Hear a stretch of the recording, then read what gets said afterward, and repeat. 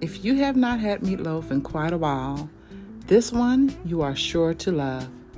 Let's get started on this recipe. Let's get started on one of the best meatloafs ever. Honest to God, hands down. Love it, and you're gonna love it too. I know I say that about all my food, but this is definitely a winner. So let's go over the ingredients first that we're gonna need for this meatloaf. I'm going to use, now I'm making a pretty large one, not huge, but if you have to bring it down a little bit for yourself, you can do it a little different. So I'm using 2 pounds of grass-fed beef. It has more flavor, it's better quality, and that's what I use. And then I'm gonna use 1 pound of ground pork. So if you wanna bring it down a little bit, 1 and 1. I would probably do it like that. But for this recipe, 2 pounds of grass-fed ground beef and 1 pack of ground pork. We're going to need 1 onion, 1 green pepper. I roasted some garlic, so we're going to use some roasted garlic. We're going to need this Weber Flavor Bomb burger. Let me tell you, this is a game changer for your meatloaf.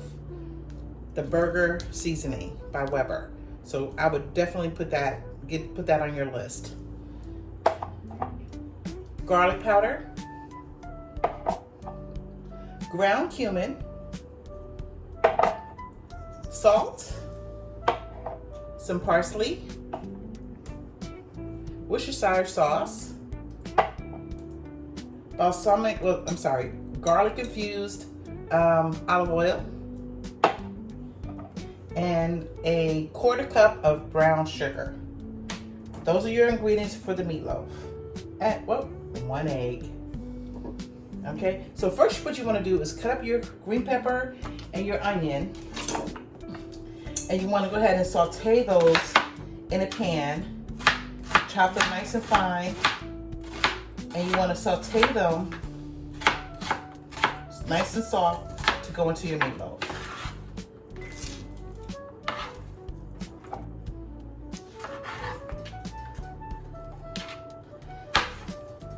Cut up your green pepper. Do yourself a favor and have a very nice sharp knife to make everything easier. I need to sharpen this one.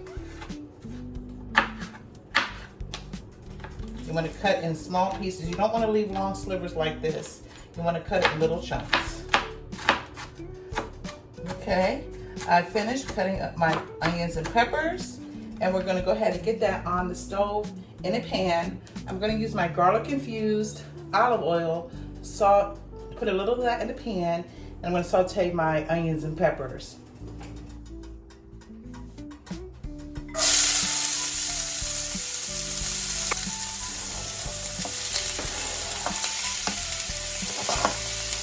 Get them in there and saute them down real nice. Give it a little bit of a stir. Don't put your heat up too high. You don't want to burn them. You just want to make them nice and soft. And while that's sauteing, we're going to go ahead and get started on our actual meatloaf, getting the meat prepared. Okay, now we're going to go ahead and get our ground beef into our bowl so we can get everything all mixed up.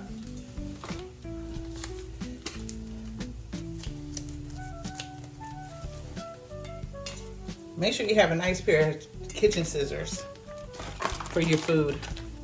Okay, let's add all of our flavorings in.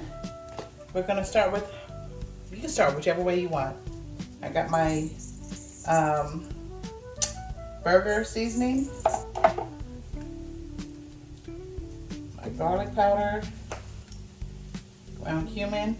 You don't need a lot of ground cumin. It has a very strong flavor. I wouldn't go overboard on that at all. Salt.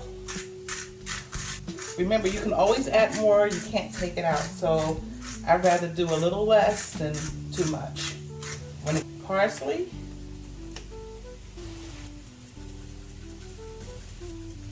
You want to always build your flavor in your food. Worcestershire sauce.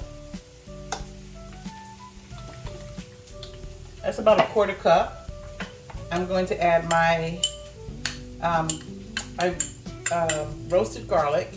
Just put it in the oven. Put some olive oil on it, some salt, and wrap it up in foil. Put it in the oven for about an hour. I do a lot at one time, so I have plenty of garlic for another meal.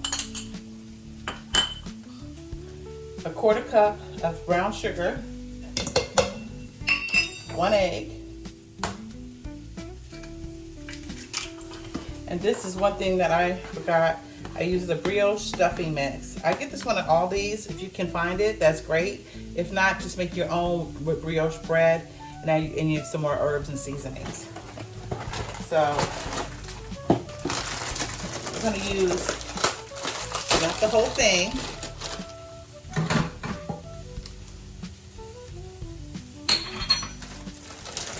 I'm going to, of course, shake that bag up so your seasonings fall to the bottom. So shake up the bag pretty good. And we're just going to add some breadcrumbs in there. About a half a bag of brioche stuffing mix. Let me go check on my onions and peppers. Okay, they're looking pretty good. You know, I'm going to add a little more of my garlic infused olive oil.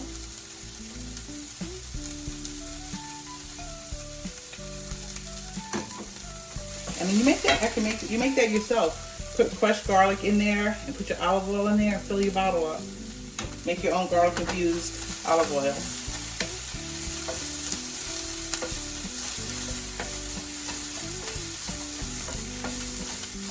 Okay, they're almost ready.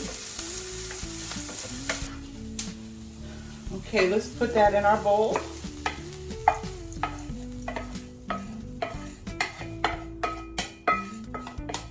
I'm telling you, when you add all these flavors to your meatloaf, this is how you get a really great meatloaf. Some people don't like meatloaf, but you haven't tried this one. Try this one first. Okay, now we're gonna go ahead and mix it all up. Sometimes I feel like I need to add more seasoning because I know what it should look like. It's just something I've been doing so long. So I might just put a little bit more seasoning in just to make sure we have enough flavor. We want lots of flavor. We don't want a bland meatloaf. No, that's not fun. That's not good. Make sure you blend all your meats together because you have your pork and you have your ground beef. And remember, if you can possibly use the grass-fed, it tastes very different. It really does. Okay, let's get this is ready. We're gonna go ahead and put our meatloaf in here. Yeah. Gonna add a little more burger seasoning to that. And I'm gonna go ahead and mash it around a little bit. You don't want it real tight. You don't want it just, if it's too tight, it doesn't cook well. Let it be a little loose, just a little, when you make your meatloaf. Even when you do your burgers, it shouldn't be packed tight. There should be a little loose. So now I'm gonna go ahead and shape it a little bit. I'm just gonna loosely shape it. Nothing serious going on here. But it's seriously good though. Seriously good. I've preheated my oven to 375 and it should cook. It should take about 45 minutes to cook. It's not a real huge meatloaf. 375, make sure it's preheated and check on it in about 40 minutes just to see. And then we're going to make a topping for it. Oh my gosh, the topping is so delicious. I'm gonna do that next, show you how to make the topping. Man, it's a winner. The topping is a winner. You're just gonna be scooping up and wanting more topping of the sauce that we're gonna put on it. It's so easy, but it's so good. So you see how it's a little loose? It's not real tight. That's how you want it. Okay. So we're gonna go ahead and get that in our 375 degree oven. We're gonna start with 40 minutes and see where we are. because we're gonna add our topping and then we're gonna let it cook a little longer. And then we're gonna add on the last of the topping. Okay, let's get that in the oven. We're going to use, I'm just gonna say a lot of ketchup. So you want a lot of this sauce because you kind of want to dip it in everything. You want to dip the meat and you want it everywhere. So we're gonna probably use about, I'm probably gonna use a good cup and a half of ketchup. And then you're going to need rice vinegar. You can do the natural one. It's not as tart, the rice vinegar, so you'll enjoy that a lot. So we're gonna use, and we're just gonna sprinkle some of that in there. That's about, probably a little less than a quarter cup. And then a third cup of brown sugar. Okay? Terrible at measuring, terrible. You're just gonna mix this up. This is your sauce for this is your topping for your meatloaf. We're gonna make this, just mix this up real good. I'm gonna add a little more ketchup because I wanna make sure I have enough sauce. Just wanna make sure I have enough for this.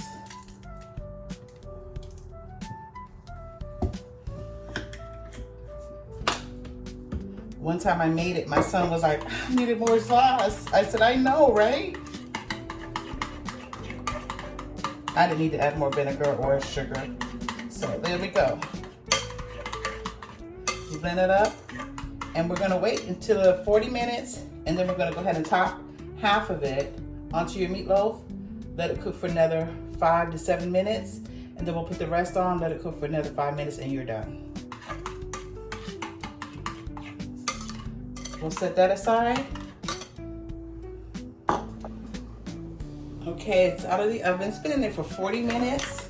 And we're gonna take some of our sauce that we made and we're gonna start putting some sauce on here. I poured off some of the drippings. When you cook it, you're gonna have a lot of drippings. So just pour some off before you do this process. Pour it off. It can be a little left in there, but just really, you don't want it swimming in any juices at this point. And 40 minutes was perfect. We're gonna let this bake on for like 5 minutes.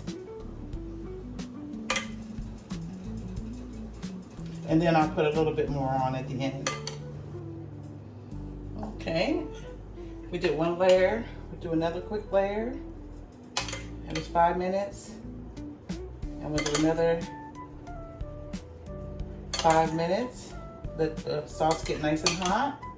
And we're just gonna put all of our sauce on here.